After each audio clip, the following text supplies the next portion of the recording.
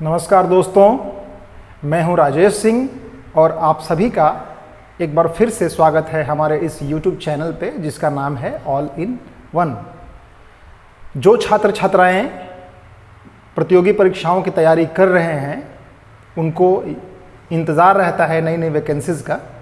तो हमारे वैसे दोस्त छात्र छात्राएं जो रेलवे ग्रुप डी की तैयारी कर रहे हैं उन्हें मैं याद दिलाना चाहूँगा कि बहुत जल्दी ही रेलवे ग्रुप डी की वैकेंसी आने वाली है। हालांकि अभी इसका ऑफिशियल नोटिफिकेशन जारी नहीं हुआ है, लेकिन बहुत जल्दी ही इसका ऑफिशियल नोटिफिकेशन आने वाला है। तो जैसे ही इसका नोटिफिकेशन आता है हम लोग आपको जितनी जल्दी हो सके सूचना देंगे और उसके सारी डिटेल्स आपको बताएंगे।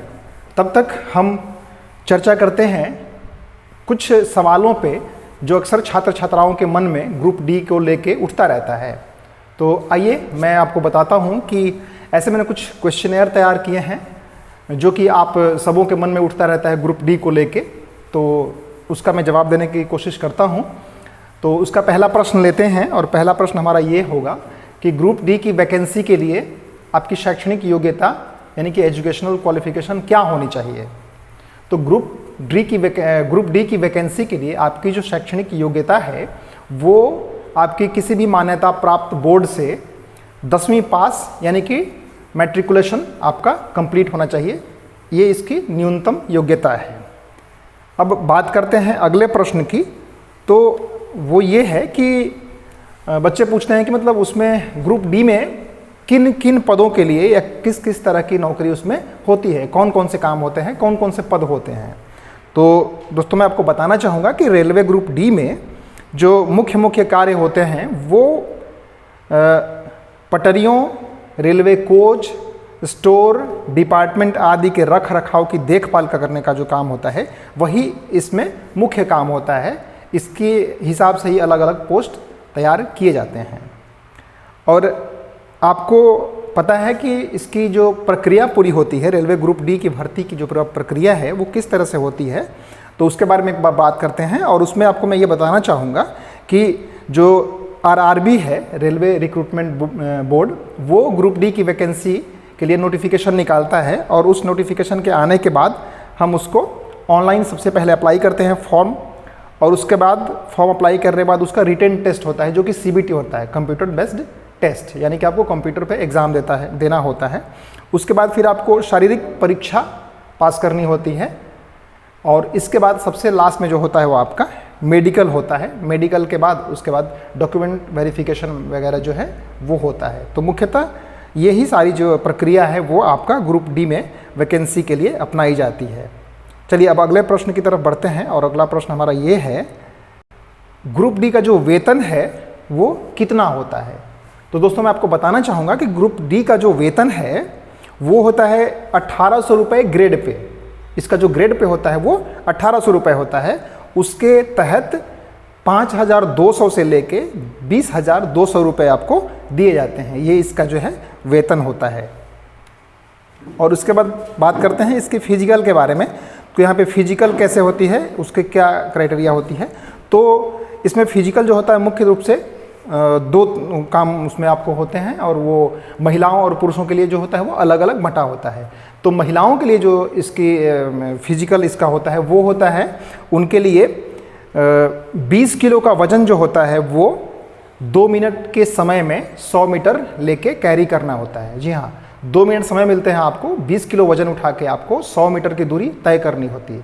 जबकि ये पुरुषों के लिए जो होता है वो सेम, उनको 2 मिनट समय मिलते हैं, 100 मीटर की दूरी उनको भी तय करनी होती है, लेकिन वहाँ 20 की जगह 35 किलो का वजन लेके उनको 100 मीटर चलना होता है 2 मिनट के अंदर। इसके साथ ही महिलाओं के लिए जो दौड़ होती है वो होती है 4 मिनट 15 सेकेंड में 1 किलोमीटर यानी 1000 मीटर की दौड़ जो उनकी होती है। और पुरुषों के लिए जो दौड़ होती है, क्षमा करें, ये 4 मिनट 15 सेकेंड जो होता है वो पुरुषों के लिए होता है 1 किलोमीटर की दूरी तय करने के लिए। जबकि महिलाओं के लिए वो समय जो होता है 1 किलोमीटर दूरी ही तय करनी होती है उनको 1000 मीटर, लेकिन उनको 4 मिनट और 40 सेकेंड्स मिलते हैं उसको इस काम के लिए। तो यही मुख्य उनकी जो फिजिकल उनका होता है ये पुरुषों और महिला कैंडिडेट के लिए। और अब बात करते हैं कि ग्रुप डी में जैसे फिजिकल में बच्चे पूछते हैं कि उसमें हाइट की भी रिक्वायरमेंट होती है, तो ऐसा कुछ नहीं है। हाइट के लिए कोई न्यूनतम या अधिकतम सीमा यहाँ पे नहीं रखी गई है। अब बात करते हैं कि ग्रुप डी में कितने पेपर होते हैं, किस किस तरह के, किस किस सेक्शन से पेपर पूछे जाते हैं। तो वो है जो ग्रुप डी में जो मुख्य सेक्शन होते हैं, जो रीजन होते हैं सेक्शन, उसमें आपको मैथ्स, रीजनिंग, जनरल साइंस और जीए यानी सीए यानी करंट अफेयर्स और उसके साथ ही साथ जनरल नॉलेज, जो 4 मुख्य आपके सब्जेक्ट होते हैं।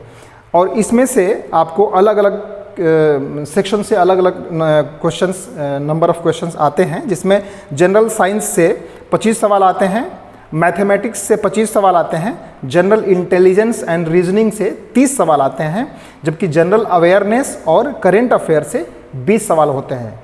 कुल मिला के 100 सवाल होते हैं और आपको 100 मार्क्स इन सब के लिए मिलते हैं इसी में आपको।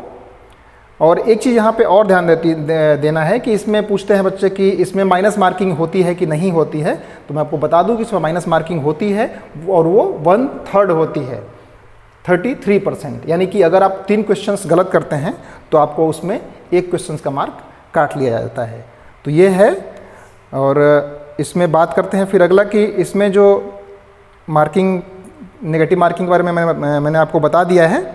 इसमें बात करते हैं लोग सबसे अच्छी पोस्ट कौन सी होती है, कौन कौन सी पोस्ट होती है। इसमें तो कई पोस्ट होते हैं ना, लेकिन सबसे अच्छी पोस्ट जो होती है वो कौन कौन सी होती है। तो उसमें सबसे अच्छी जो ग्रुप डी में पोस्ट है वो है trackman, assistant, pointsman, cabin man, fitter और इलेक्ट्रीशियन। ये जो होते हैं बड़े अच्छे पद होते हैं। इसके अलावा और भी कुछ पद होते हैं, लेकिन सबसे अच्छे जो पद हैं वो माने जाते हैं।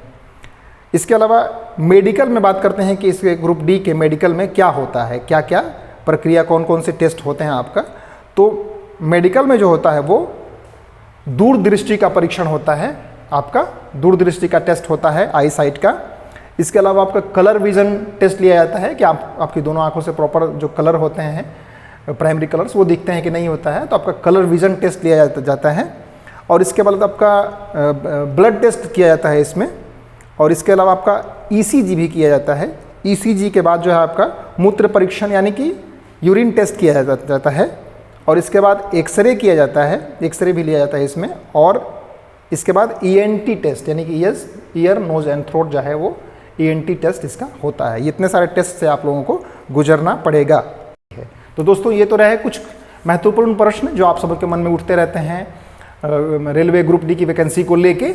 तो इन सबों के जवाब हमने आपको दे दिए। अगर और भी कुछ प्रश्न हो आपके मन में तो उनके लिए हमें आप कमेंट बॉक्स में कमेंट करिएगा, हम उन प्रश्नों के उत्तर आपको देने का प्रयास करेंगे। और अगली बार फिर जैसे ही रेलवे ग्रुप डी के लिए नोटिफिकेशन ऑफिशियल आएगा तो हम आपको सूचित करेंगे। तब तक के लिए बन रही है हमारे साथ। जय हिंद, जय भारत।